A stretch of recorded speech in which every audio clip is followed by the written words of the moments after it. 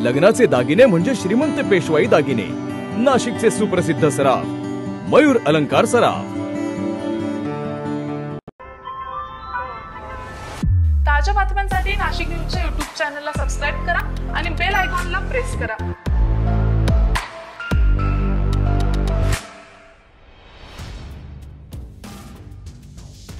सोलापूर जिल्ह्यातील उजनी धरणातील बोट उलटून 6 जण बेपत्ता झाल्याची घटना ताजी असतानाच अहमदनगर जिल्ह्यातील अकोले तालुक्यातील सुगाव गावाजवळ बोट उलटल्याची दुर्दैवी घटना घडलेली आहे।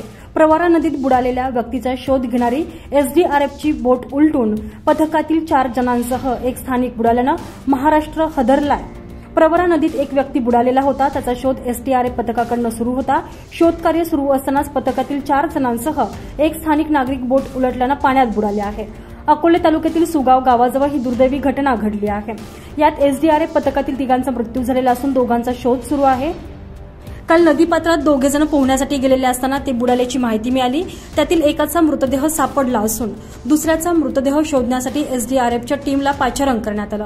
एसडीआरएफच्या पथकाकडून सकाळी 6 वाजेपासून शोधकार्य हे सुरू करण्यात आलं।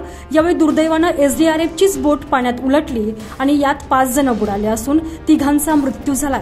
एकाला उपचारासाठी रुग्णालयात दाखल करण्यात आलेला असून एकाचा शोध घेतला जात आहे।